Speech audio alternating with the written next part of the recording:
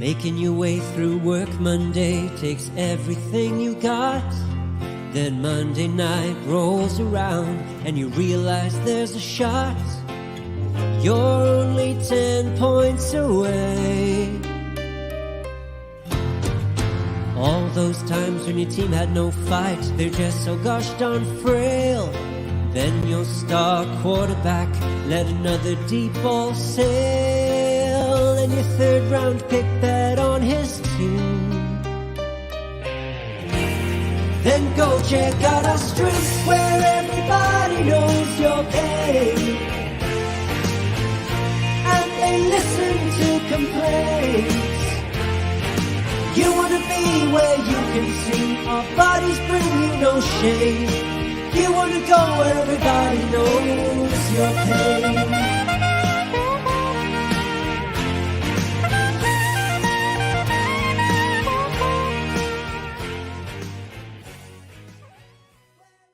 Welcome into another episode of Dad Bod Fantasy Squad. Woo, that was a bit laggy. I feel like I say that every episode, though. Seemed a bit laggy. It seemed a bit laggy. Joining me is, of course, Robbie. Bobby, what's up, dude?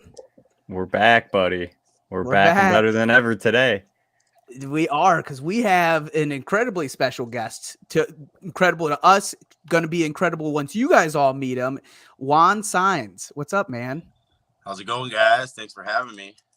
Of course. Yeah, We've been I'm excited, man. We have. So Juan, you can find him on Twitter at KBD Cards. You do some sports cards trading, right? Yeah, me and my son are into sports card collecting and stuff, and yeah, we do a little bit of that. It's fun. It's awesome. Juan was also, I would credit him to our very first listener back in our bye week days, which was in 2019, and always gave us feedback whenever we asked. Also, we wanted to have him on this episode because the dude is a huge Broncos fan. If you see over his shoulder right now, you can see the flag. Yeah, it gets confusing smeared. The flag in the background. Right. Yeah, I'll try to point to Robbie and see like right now. So many times. And it's this We're way. trying It to do mirrors that, every time. Yeah. So we wanted to make sure we had him on to talk some Broncos with us. Yeah, we had to get him on, man. Yeah, man. The original bye-week dad bod fan that was literally there from day one. And yeah, but we're excited, man. And he's a massive fan, so we're going to get some super good insight, especially, there was a lot of stuff that went down today in Broncos country. Yeah. Definitely. Massive fan of the Broncos, massive. You've grown your own Twitter personality with the cards and everything. Yeah, a little bit. It's been kind of cool. There's a lot of fun people on Twitter, so I'm loving it. It's a definitely there's like streets on Twitter, right? You walk down one and you get poo-pooed on, and then you walk down and the next thing you know, it's like, what's the street in New Orleans? You're in a cookout, you know? It's hey, where everybody knows your name, Rob, right? You don't even know how you got there.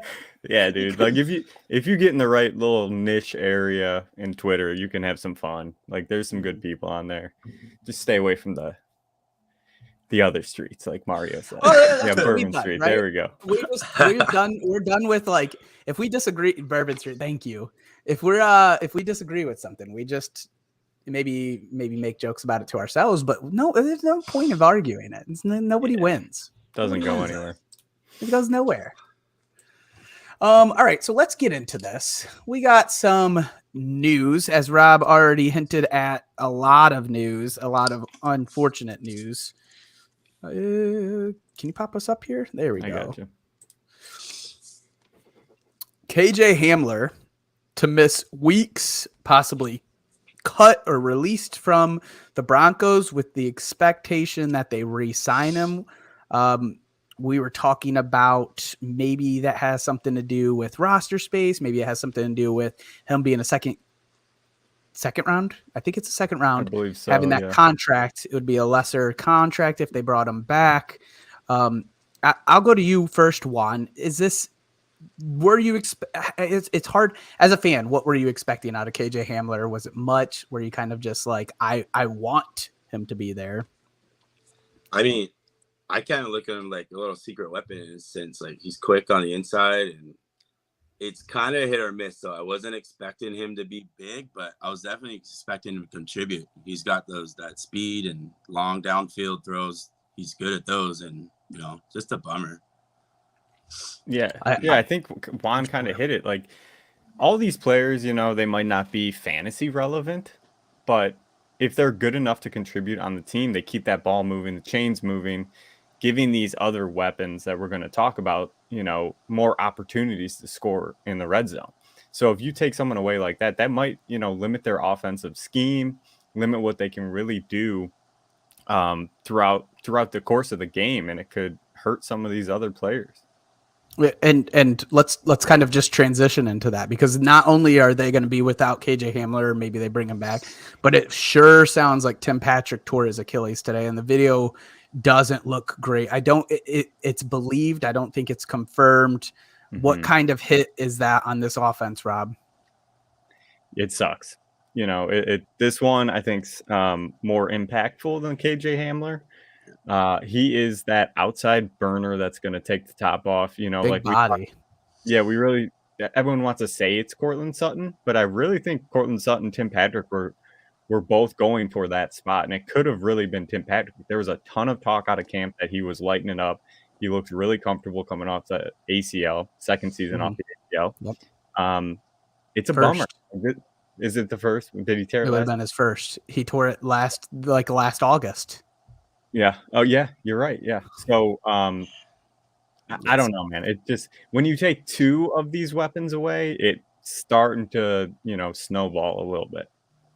Yeah, and I think the thing that we're all kind of seeing here is Marvin Mims is going to have a little bit more of an impact as a rookie than we all initially believed. So they have some decent depth there. I feel so bad for Tim Patrick, because it feels a lot like Tariq Cohen. What else do we have here for news? Jonathan Taylor requests trade. I think this was 2 nights ago. What's up, Albert? This one's wild. I mean, this situation has gotten crazy. Juan, have you seen anything about JT and everything that's going on? I've been kind of paying attention about it. I'm a big fantasy buff too, so I don't thankfully have any shares of Jonathan Taylor this season. But there you go. It's kind of weird that it's just happening, and I don't know. I think he's gonna kind of shoot himself in the foot with this, but we'll have to see how it plays out, right? Yeah. There's that feeling of like he's running out of leverage, and as much as I want him to have all the leverage and really stick it to the man, he's running out of it. Robbie, you were going to say something? It's just interesting, right? Like it kind of came out of left field. There were really no talks of, this going on there. You haven't heard anything with any contract sort of negotiations, really, any contract issues going on. And then it's, he goes into a meeting with Jim Irsay, and I'm assuming Irsay said, hey man, we're probably not going to give you a second contract. So we're going to run you till the wheels fall off. And he said, I'm not going to do it. I am nervous, really, really nervous about this one. Like I might be more nervous about this than Jacobs. I think I'm more nervous about Jacobs, but I will definitely get into that. Oh, about his back. Yeah, so there are rumors about JT hurting his back. There was a video that surfaced up today showing him. I think it looked like just normal. I'm always sore because I work out like a massive dude, but it could be something, I guess. Yeah, they came out and said that was he came out personally and said that was a lie. They don't know where they got that. And then someone else came out. They did a medical evaluation of him and he was fine. So I don't think there's too much to that where he's really hurt. But they were talking about putting him on the NFI, where pretty much if they do that non-football injury list, he would be pretty red-shirted this season, right? So like he wouldn't play this entire year and his contract would roll over to next season. So he would sit out with no pay for a season, which would be insane if the Colts did that. Yeah. It's a bad situation. Yeah. Yeah. I wonder, how is it a he said they said. Yeah, sort that's of thing. Like, what's going on. It's like there's so many rumors swirling about the situation. That's why I'm like, it's not a good look right now for either camp. What else we got here on the? My bad. I don't think I can click it. No, it was. Oh my gosh. Kenneth Walker and Zach Charbonnet. Yeah, so many injuries this already, and we're not even in August yet. Walker is dealing with a groin. Charbonnet is dealing what they think is a torn rotator cuff. There's rumors of. It's not confirmed there either, but it's definitely shoulder. Juan, I'm coming back to you on this one. You looking for? Is there anybody that you're like interested in watching now? Is it the rookie? Is it McIntosh? Kenny McIntosh is back there. Is the third RB? DJ Dallas or any of them? You kind of watching throughout the training camp? Honestly, I'm staying away from this backfield already with Walker and Charbonnet on it. I wasn't really sure of how that was going to plan out, but I mean, now I probably wouldn't get into it unless like they pick up someone like Hunt or bring in, somebody else that's down line. I'm thinking Hunt would be a good fit for them, until at least Walker comes back or something like that. But I do have him on some of my fantasy, like on the bench just in case. But yeah, that would be, I don't want no part of the Seattle backfield really, but that's just my opinion, I think I like Walker a lot though. I do too, but they just this helps. I mean, don't you think this helps Walker, if anything? Like if it's just a groin, which we see it happens, it sucks. But they could sit him out the majority of camp, let him get healthy, and then if Charbonnet is legitimately injured, if it's a torn rotator cuff where he's going to be sidelined for, that's a big injury. That could be a season-ending injury. For me, this would skyrocket Walker's value if it is true with Charbonnet news. Definitely. Yeah. But I agree with that. I was hoping Rob would just like hit the next one. We'll keep going. Without saying anything. It's hard. This is actually news to me. I haven't even seen this. Jerry Jones to quote stand his ground unquote in Zach Martin holdout. I didn't even know this was going on. So Robbie, tell me more. Yeah, I mean Zach Martin, arguably one of the best offensive linemen in the NFL over the last, how many 5-6 years that he's been in the league. This I'm concerned as a huge Tony Pollard fan and holding tons of shares of Tony Pollard. If he ends up sitting out for a significant amount of time, which it sounds like Zach Martin's they're both kind of in the camp of I'm just going to stand my ground and I'm going to do what I have to do. It would hurt Tony Pollard. Now, Zach Martin, by all accounts, has restructured his contract on numerous amounts of times for the Cowboys to allow them to go get other free agents. So now he's kind of like, look, I've given you guys enough of, what I think I deserve to be paid. Let me get my money. Yeah. And now Jerry Jones is saying, I don't think so. Yeah. I mean, we're seeing this a lot this season. It's a year of holdouts and injuries, dude. It's been rough for fantasy. It's already starting. We're not even in August. Got to be nimble. And I only have one draft left. I've done all my drafts already. I got one left already.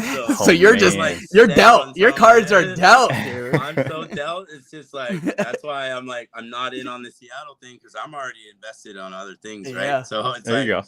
Well, maybe when the next draft comes, I might get in on them. But yeah, I don't know. Yeah, there might be some nice discounts now. Let's get into it. So we want to do the AFC West preview here, which is the Kansas City Chiefs, Las Vegas Raiders, Denver Broncos, and the Los Angeles Chargers. But because we have Juan on, we have to start with the Broncos.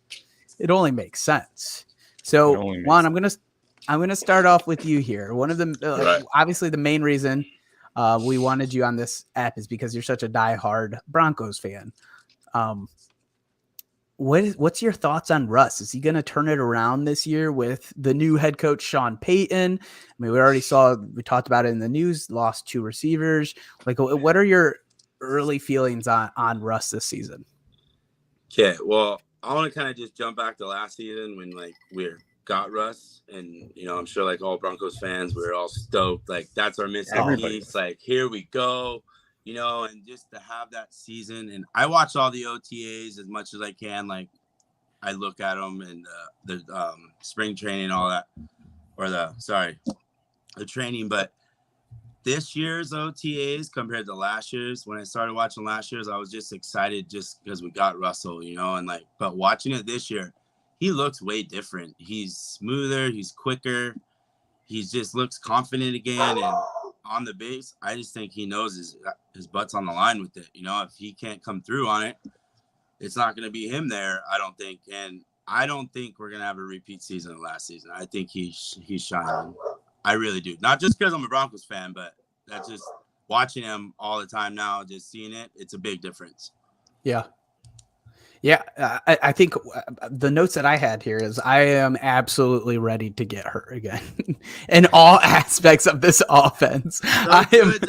Dude, I am so right back in. Like Javante's going super cheap.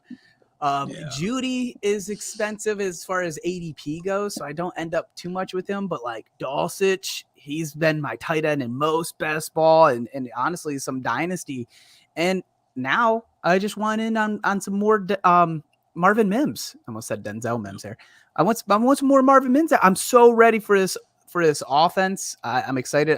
I'm a huge fan. This is Robbie all the way here, huh? You got some Judy love. Judy love. He is so out of this whole. Yeah, he's so good. Out of this entire team, this is the guy I'm going for. Is Jerry Judy. I think this is the year he puts it together.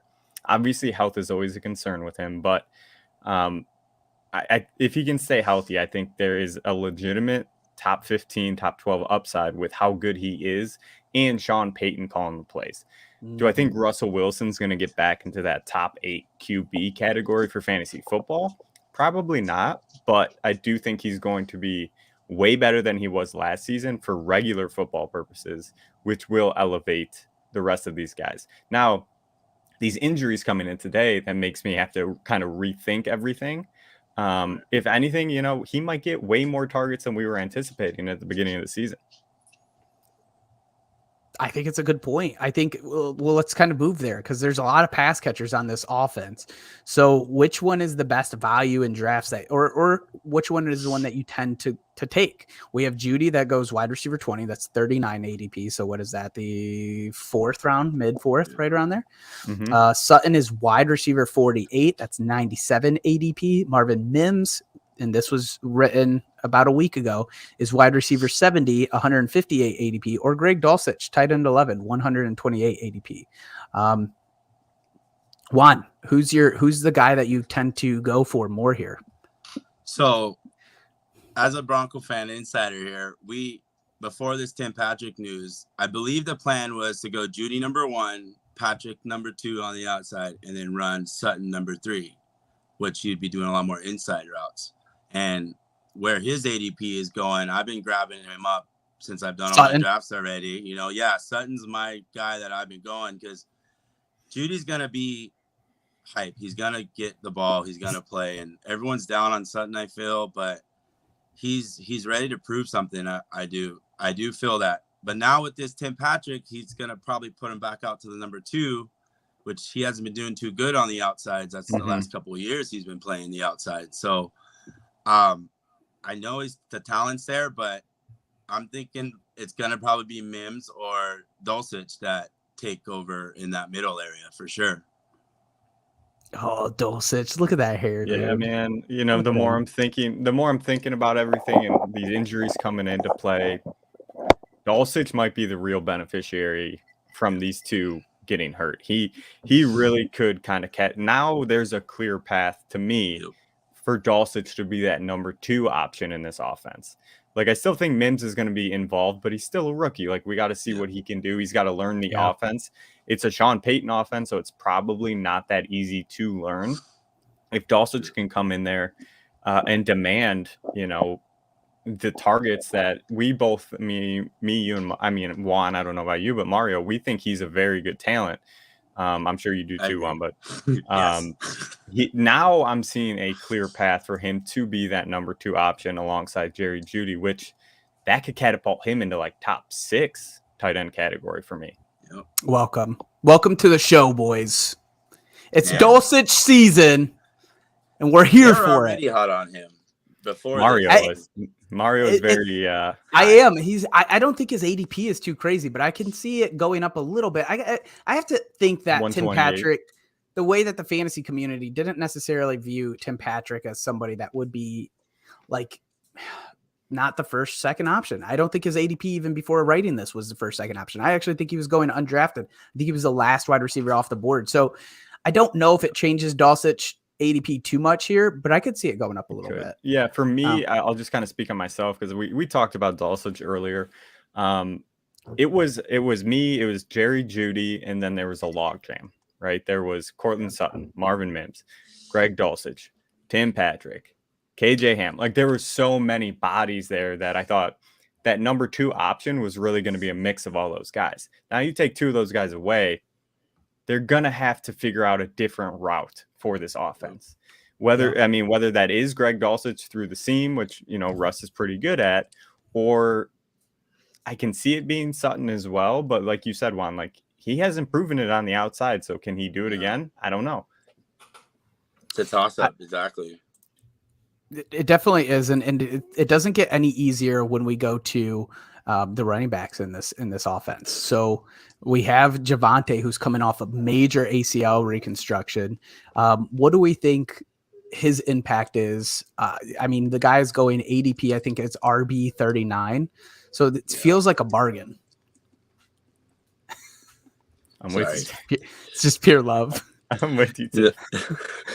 I agree. I've been grabbing him because I've been getting. What is that, like the 5th round? Is that? Sorry, it's like late 4th. He's going 4th, right? 4th or yeah, 5th. I've been lucky getting him like early 5th around there, and he's there. Like grab him. Oh, I think it's later. I think it's way later, boys. Is it? Yeah, he's RB 39. RB 39. Oh, yeah, no, he's going. Let me see if he's gone up a little bit from there. So if he's RB 30, I could pull it up. He's RB 27. He goes ADP 83.8. So he has came up since writing this. Yeah, so 83. He goes right around 60 is 5. So that's 6. 8th round. I got 72 on Fantasy Pros. Okay. So yeah, probably 7th, 8th. I think they're gonna lay him out softly with Pirine being there, and I'm hoping they do that and let him build back up, and then we should have a good season at him. Like, he probably have a slower start, but I think come towards the end, he's going to pick it up for sure. As long as he stays healthy, we just don't know what that leg. I think it is going to be. I think you're nailing this on what you're saying. Like, it's going to be a slow start. Really, you're looking at a guy that could very well play into your playoff run here. But I just wanted to add that I think it's huge that he is coming in, not on the PUP, not on the PUP. And then we look at a guy like Brees, who had his injury before him, who was just a clean ACL, is starting on the PUP. Now, you could say, okay, one team is more cautious than the other. We really don't know. But for me, I get caught up looking at that, and I'm like, oh, gosh, that's nice. Interesting. It means it's coming. He's coming along. Like there. Yeah.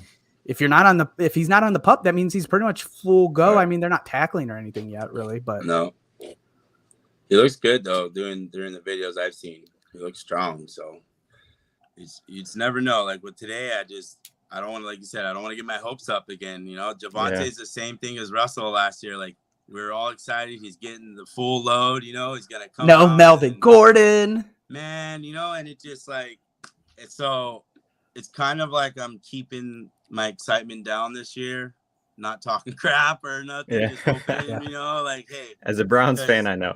Trust me. Even Broncos fans are talking down on Russ and our team, and like it's just you gotta hope for more. That's all I know. You gotta expect a little bit. That's hilarious that you even add that, because like there's a lot of times where we deal with a lot of negative Browns fans, and that stuff plays back. It gets back if you have a crowd that's just saying you suck, it's going to come back to the players. That's what I there is a team that doesn't have to deal with any of this, and they're lucky, and it's the Kansas City Chiefs. 2 Super Bowls over the last 4 years. They have the best QB in the game right now. So I don't want to get too caught up on the Chiefs too much on today's episode, because really, what can we talk about? We know where Patty's going to be. We know where Kelsey's going to be, or where everybody in the whole fantasy community looks at him. So I really wanted to open this up, and we'll start off with you, Robbie. Okay. Which RB and which wide receiver do we like for like most value? Who you ended up on your team a lot? Value wise, I'm gonna go like ADP wise. I would go with CEH. I think he's going so low in draft. He's pretty much a free play, right? Yes. And we've seen year after year with the Kansas City Chiefs, you really don't know who the guy is going to emerge out of the backfield. Jerick McKinnon is a great option. I'm staying away from Pacheco. I have completely redone my rankings. Wow. Honestly, way lower than what I have him here. Honestly, this whole division I've really been kind of redoing, and a lot of players have kind of moved around a lot. So Pacheco is somebody I'm kind of staying away from at ADP. I don't mind McKinnon where he's going, and then I really like the value of CEH late. Wide receiver wise, Mario, you know how high I am on Justin Ross. I still think he is a supreme talent. Coming out of Clemson, he was probably one of the best wide receivers that we've seen in a long time. He just had that injury that unfortunately sidelined him all last season, and he didn't get drafted because of it. So now he's going to get the opportunity with Patty Mahomes. There's really nobody that I'm afraid of that he can't beat out in that wide receiver room. So with that, Justin Ross, another real super late pick right now. His ADP is rising with all these camp videos because he does look very good. But he's somebody I'm actively targeting in my drafts. Yeah. I love the Justin Ross call out, because obviously you and I have had plenty of hype. I'm going to ask this question and then we'll move to you, Juan, on your take on Kansas City. Kelsey at the 5 spot in a 10-man, or would you go Tyreek or CMC? I think if CMC is there, you got to go CMC, but I don't think he falls there. I'm assuming right? PPR. I'm assuming PPR too. CMC is usually top 3. Yeah, if these 3 guys are there out of this list, I would go CMC. Dude, it'd go CMC then Kelsey for me. It'd be but I don't think CMC. I think he's going to be dealing with Eckler, Tyreek, or Kelsey, unless he knows something specific here. Right. And if that's the case, I'm going Kelsey. I'd be very, very interested in Kelsey though at the 5. Like, I think he's a locked and loaded top 5 player this season. And the positional advantage is so crazy that it's hard to say no to. To say you got TMC at 5 though, that's pretty good too. That's fair. Pretty good value, yeah. I would probably go CMC, Kelsey, then Tyreek. That would probably be my list, but it's all your strategy. Yeah, I think if CMC is there, you go CMC, but I think it really is a question of Kelsey, Tyreek, and Eckler, and I would go Kelsey. Just got auto-drafted a fantasy league, took McLaurin right before another auto-pick took DJ Moore. I'm pissed. Come on, man. What are you doing, Notorious? You got to get your DJ. DJ's the guy. He's good. I think Notorious loves DJ Moore. So at least you got DJ on. So Juan, any of these wide receivers or running backs you've noticed that you've been scooping up in drafts? Or I actually agree with Rob on CEH on that, where the ADP is for him. I am also staying away from I draw blanks names on him. The other guy, McKinnon? sorry, I can't think of his Pacheco. Pacheco, sorry, yeah. Yeah. But CEH to me, like, it's like, is he gonna do good? You know, and I think he might have a chance. You know, he's not out of it. So I like the ADP for draft reasons. That's where I'm taking him as well. Yeah, I think you kind of hit it. I think you kind of hit it on the head there, Juan. You're not always looking for, the best of the 2, right? Like, talent-wise, I think Pacheco is probably a little bit better. But agreed. Where the ADP is and how this team uses their running backs, that's where I think you can get the steal with CEH. Like, that's why I'm in on him for, like, where he's going in drafts is, he was a top what, 5-round pick last season, where he was going. And now you can get him in the 15th. Like, why not swing for it? And if he doesn't do anything, you drop him for free and pick somebody up. I mean, I'm definitely not counting on him, but I Mhm. definitely would like to have him on my bench. It's worth a swing. Yeah, it's worth a swing. Absolutely.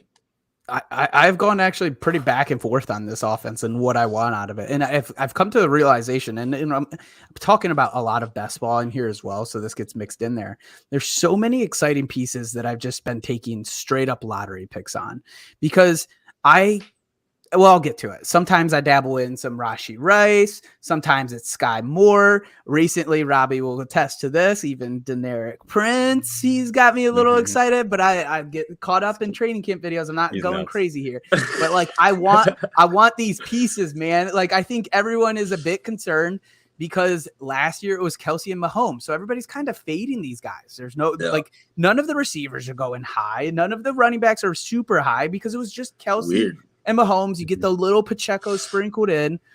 But I think this year, they're going to have to diversify this offense a little bit more. Right. Like, look at Kelsey first half versus second. And it's not crazy.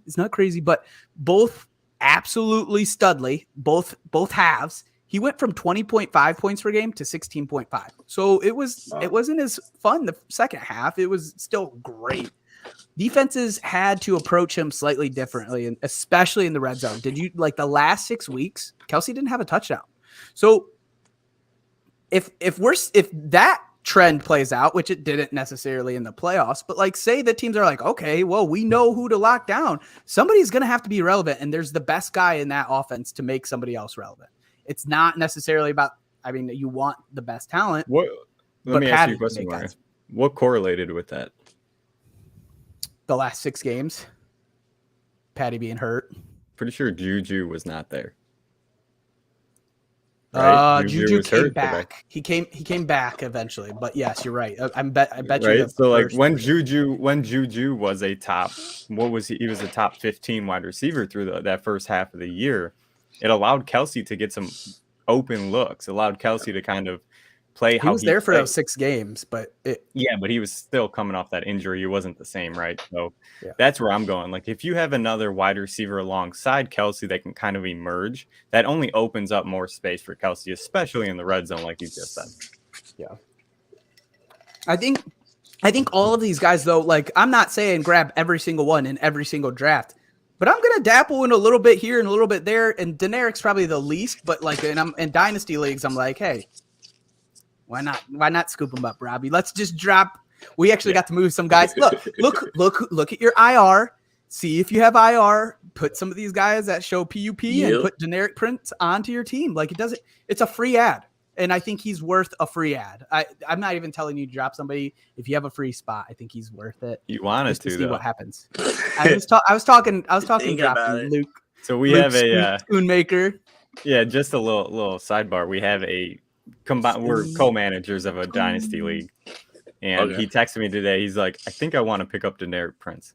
It's like, who the hell is how do you even know who this dude is right now? I've just been seeing the training camp hype videos, dude. They've been hyping me up. You love your videos. I'll give you that. I'm not gonna lie. You said that name, and I was like, dude, who's that? Me, I had to look it up when he told me. But it's been all over the feed today. So like, if you could probably search Deneric right on Twitter, and you see a ton of because he got a lot of first team reps today.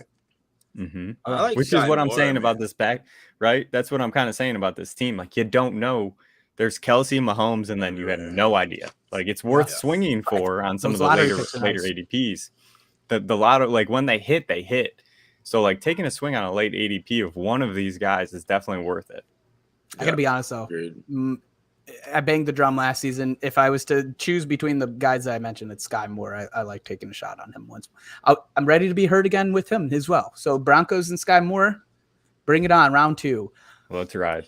I like Sky Moore. I'm on Sky Moore too. I like Sky Moore. I just like CH where his ADP is. Like, but I got Sky Moore on some of my teams, and I can't trust Tony, right? Like, is Tony really gonna hold Justin, out? Baby. Give me Justin Ross. Oh yeah, Ross always goes above his ADP, so it's always a guy that I mean. I think I have him in a couple best ball. Yeah, it's probably you. That's me coming in. I come and swoop him. We'll keep it running here, and we're gonna go and I have this written like I have the Raiders, and I noticed that as I was writing it. But we're going to go to the Chargers. In one of the earlier episodes of the season, Cody expressed how much he's in on Justin Herbert at cost due to positive touchdown regression. I mean, this is a guy that had 25 touchdowns last year. That's kind of a small number for what we're expecting out of Herbert season in and season out. 699 attempts. That's the thing. An insane amount of passing attempts. Is there a world where Jay Herbs finishes as top 3 QB? And I'm going to start with Juan, and then we'll go to you, Robbie. Okay. Mine, I have him like around the 4 spot. So yeah, you're high on it then. Yeah. Oh yeah. Like, especially, I mean, I believe in too, like when players have off years, like if you watch them, the players that I remember, they always usually come back because they're working harder. They want to prove something, and they're out for that, you know. And I just feel like it's been all about Burrow, and Herbert's. As much as I hate to say it because I'm a Bronco fan, it just makes our games harder with them. But it's gonna be a battle. He's gonna be nuts this year. I agree. Top 3. Dude, yeah. I love everything you said there. Go ahead, Robbie. Yeah, no, he kind of hit it the same way I was going to, is where if you look at last season with the Chargers in general, they were just battling. Like they battled everything, injuries over and over again. Herbert had a broken ribs, right? Like he was hurt half the season. He broke his ribs early too. Yep. Yeah, he was hurt, the majority of the season. Short passes, and he still played very well. He still threw the ball 700 times. He still increased his completion percentage from 65 to 68, which was the highest of his career, dealing with backup wide receivers. Now, what went down? That was his average depth of target and that sort of stuff, and his touchdowns. That's because he didn't have those receivers to throw down the field to. Now you get a healthy Keenan Allen, which we saw what happened the back half of the year, where Keenan Allen went off again. He was a top 3 wide receiver over the back half of the season. And then you have Mike Williams, where you can kind of take off you don't have to give him every rep how they had been. So hopefully he stays healthy the whole season, because now you bring in QJ. So everything's kind of lining up for Justin Herbert to have a monster season. And Mario, you are in love with Kellen Moore. That's a huge get for this offense. They're going to throw the ball more. Hopefully there's some better schemes that they can come up with. Yeah, dude, I'm in on a top 3. Like he would have now, if he's going to have a top 3 season, he's going to have to throw for 45 touchdowns, 45 touchdowns. Yeah. Can he do it? 100%, because he's that good. I think the part that you haven't mentioned is Herbert seems like one of the few QBs that is going underpriced, or maybe right around what they should be priced, what we've normally seen in fantasy football. Like the dude going as QB7, ADP 54. When we're seeing about 4 QBs, unheard of, at least from the past 10 years, unheard of, seeing 4 QBs go in the first 3 rounds. So Jay Herbs is going relatively good price here, and it's all been talked about. They have loaded up this offense. They added another wide receiver. I think there's a 10,000% chance that he could end up as a chance as a top 3 QB. Like, I think I don't care about his legs. I think these TDs come up. I think we see even what Robbie, you just said, if Mike Williams or Keenan Allen goes down, we have QJ waiting in the wings. I get it. Yeah. It's better if neither of them do, but it's not like he'll be hurting the way that he was when he was throwing to Josh Palmer for a lot of the games last year. Yeah. So we have 3 to 4 insane weapons because Eckler is still there. They brought in Kellen Moore, where we saw Dak Prescott just elevate his game. I get it. People hate him. Say what you want, but I think the price is great here. And I think there's a chance that notorious. He's got more. And I love that he said I love Moors too. That's freaking great. I think there's got to be some positive TD regression. I will give a slight hint here. I was surprised by this. We're talking our dad bod squads, and Cody hasn't claimed Jay Herbs yet. And if he doesn't, there's a small chance that this is where I'm going. All right. Sorry. That was long-winded. Wanted to express that. I promise in the Raiders, I don't have much to say about anybody, but I think we all love Eckler. So there's not much to add here unless something happens with this RB movement that's currently taking place. So let's kind of move to the pass catchers a little bit.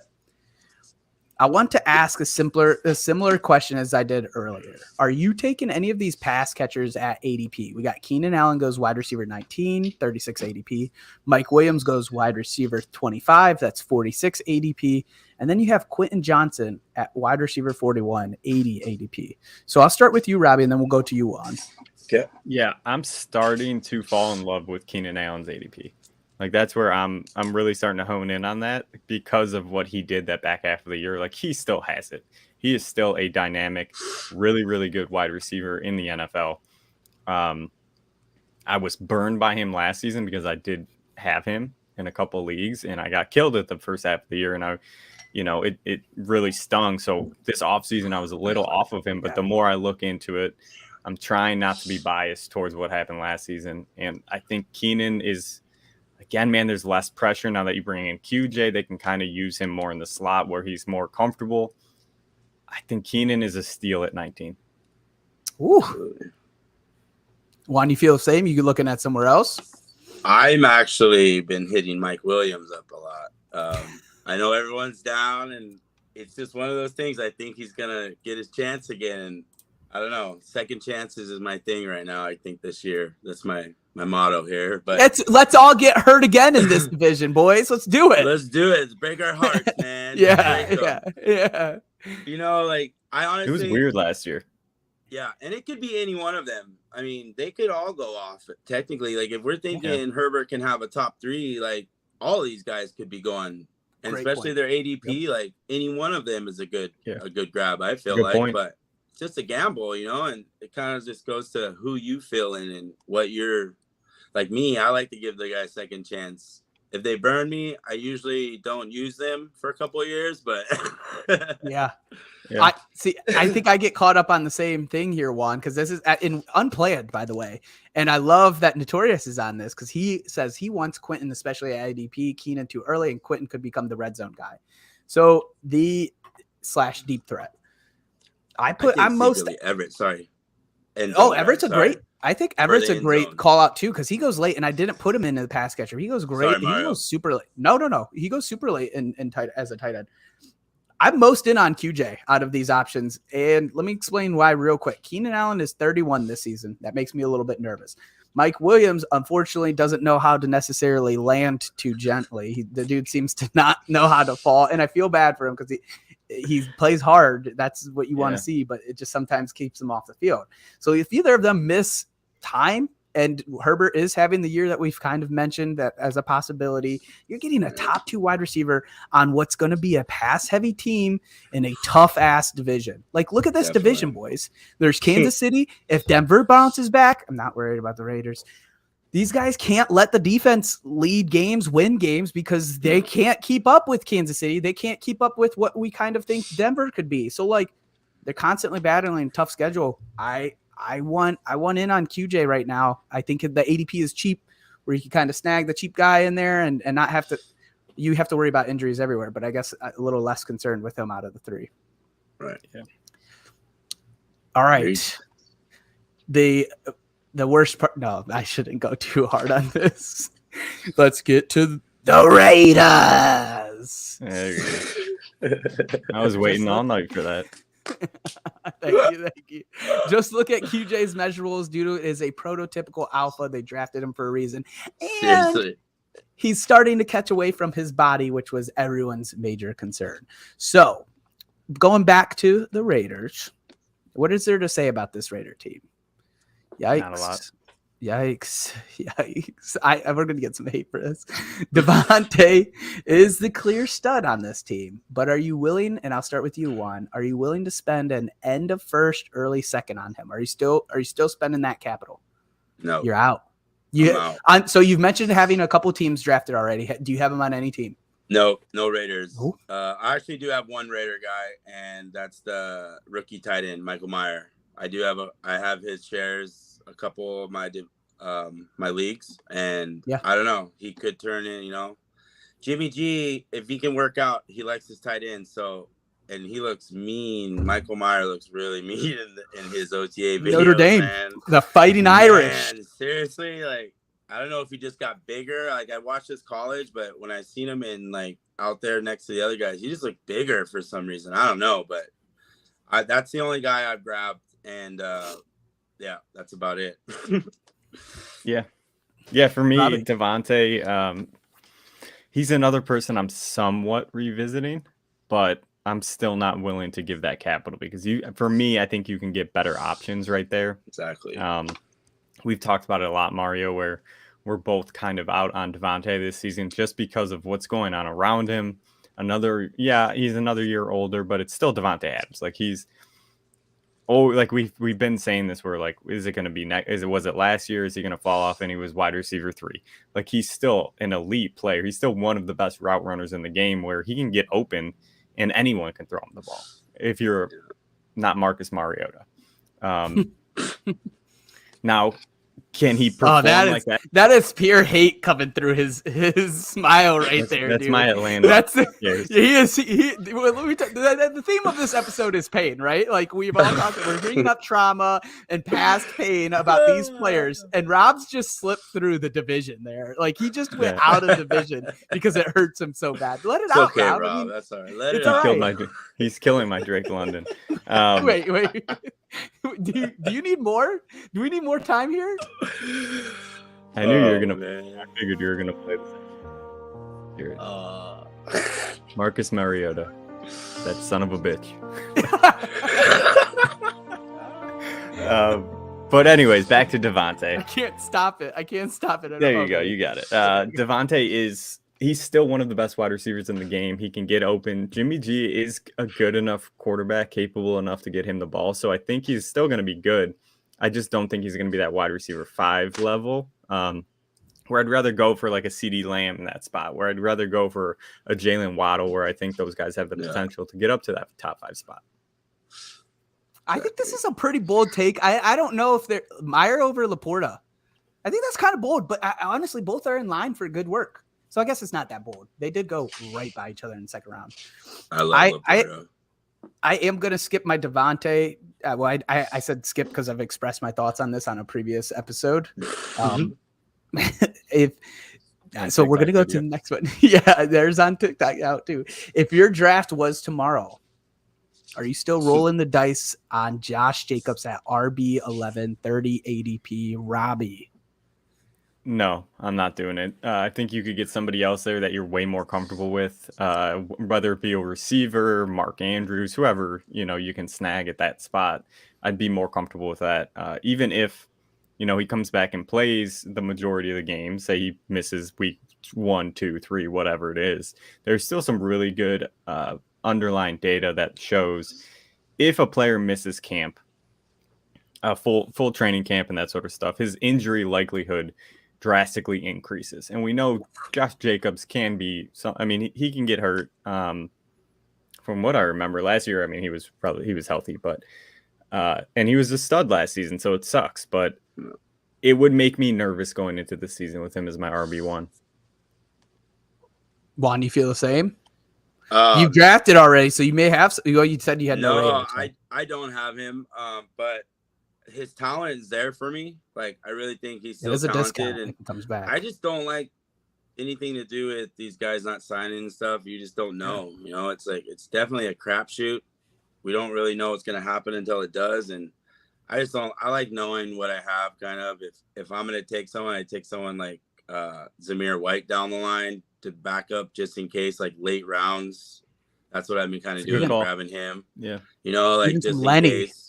Some Lenny, some Kareem Hunt, some Zeke, like those. I think those have the cheap price that you grab them. Just the price for Jacobs where he's going. It's just if he doesn't work out, you're shot pretty much. Yeah. Not shot, but you're missing your running. You're hurting. You're like wow. Yeah, that's probably running back 2 or 1. Yeah, you're hurting, and I'm out on that too. I don't like playing that game. I think there was a moment where I wasn't taking any Barkley in best ball or anything that we were drafting just because I don't want to play that. I don't want to play that. You get a sweet discount if it all works out. If it doesn't, you're screwed. It's a risky move. It's a risky move. Some guys love doing that. Go for it. But if it hits, it's a steal, but there's a lot of uncertainty with it. The last question I had about the Raiders, and outside of Michael Mayer, unless Robbie, you also feel the same, but is there anyone else worth it on this team? Any sleepers you want in on, or are you kind of just out on everybody else? Yeah, I'll kick it off. So Mayer was my guy, to be fully honest with you guys. Like, you guys were talking about these rookie tight ends, and there's so much data that shows rookie tight ends just don't produce the first season, especially pass catching wise. And I've said this a couple times. Like, if this isn't the season where that stigma is broken with these tight end, this group of tight ends, then it never can be. Yeah, that's where that is where I am firmly at this season. Meyer coming in, Laporta coming in, Musgrave coming in. Like, these guys, in my eyes, have the talent to be really good, and they're also going to be put right into the opportunity to be good. Like, Mayer has the potential to be the number 2 target on this offense. Sam Laporta has the opportunity to be the number 2 option on that offense. So does Musgrave. Like, they have the opportunity to get the workload. He's sliding Musgrave in. You slide, I have to. He's my dude. Now, again, like, if these guys don't pan out this season, like, I don't see a world where that stigma changes ever. So this is going to be a big year for me for the rookie tight end position. Want anybody outside of Mayer? Probably Zamir White, like I mentioned. Yeah. I mean, those are the only 2 guys that I've really been looking at. So, but White, he's smaller back too. So I don't know if he can do the full workload, but I like he's quick and agility wise, he's good. But yeah, that's probably who I look at. I love it. I have not at all. I'm completely out on this offense from this, but that's awesome. AFC Westworld in the books. Not home. You like that? AFC Westworld? You didn't like that, Rob? I thought it was a cool. I thought you were playing our outro music, so it threw me for a loop a little bit. Juan, I want to thank you so much for coming on. We obviously have a plan to have you back on for one of our recorded episodes right after this episode. But if you want, if you want to plug what you have going, anything where people can find you, if they want to chat with you, take it away. Yeah, Twitter's probably the best way. I think my thing's KBD Cards, and then Instagram KBD Card Collectors. It's probably the easiest place to reach me if you want to talk football. And sure. if you're in Kauai, you come by my food truck. There we go, man. Signs Ohana breakfast. You can follow me now on Instagram too there, but what's the Instagram for that? Because some of those breakfasts look good. My last name Saenz, Ohana Ohana, and breakfast at Gmail. Or sorry, that's my Signs Ohana breakfast is my Instagram handle. Sorry, I was giving you my email. Follow him. He's awesome. He's one of our favorites. If you're in Kauai, go get some food from the guy. You just want to have a good chat with somebody who's not going to be mean and just a genuinely nice person. Hit him up. I do my card stuff, so we're always like, I do cards. I sell cards live on Instagram and stuff like that. So we're always talking about football. And actually, getting into the cards with my son kind of like made me a little better in fantasy football because you get to know more players down the line. Like we're looking for deeper players and players coming out of college. It just got me more involved in that. But are you selling them? Are you selling them or just collecting? So hey, if you guys are card collectors, go hit him up. Go find out some cards, get some stuff from the guy. He's again, like I said, one of our favorite guys that we've had in our dad bod community. So go support him. Before we go, Mario, I got a question for you because we got it from Notorious. We got to get this out. Devontae or Olave? Well, I wouldn't if we're looking at it's Olave, but I wouldn't necessarily if we're talking like the pick is 19 or 20, I'm probably going to take Devontae there. That's a good point because it's like where I guess we're going with at ADP, right? So you easily Olave at ADP. Olave. Now if it's like if Devontae fell to Olave's ADP, I'm probably considering Devontae there. I'm still that's if you're going at the pick, like it's tough. I have Olave ranked higher, so I'm going Olave. Olave. OSU alum. All right. Thank you so much for joining us tonight. Please be on the lookout for some episodes we're going to be dropping on some Tuesdays and Saturdays. We have a ton. If you haven't already, check out the top 250 we posted. We have a draft guide in there. It's kind of combines it, updates the moment we change any rankings. It automatically formulates into that top 250. So go check that out. Give us feedback. Let us know what you're thinking. For myself, for Robbie, Bobby, for our special guest, Juan. Thanks, guys. Appreciate it. We're out. Peace. Thank you for watching our episode. If you enjoyed this episode, please make sure you like and subscribe to our YouTube channel. If you aren't already following us on Twitter, check us out at DadBodFS. We'll be posting all of our best clips and videos to all of our social media, TikTok, Instagram, Twitch, Facebook, YouTube. You can find us on there at DadBod Fantasy Squad.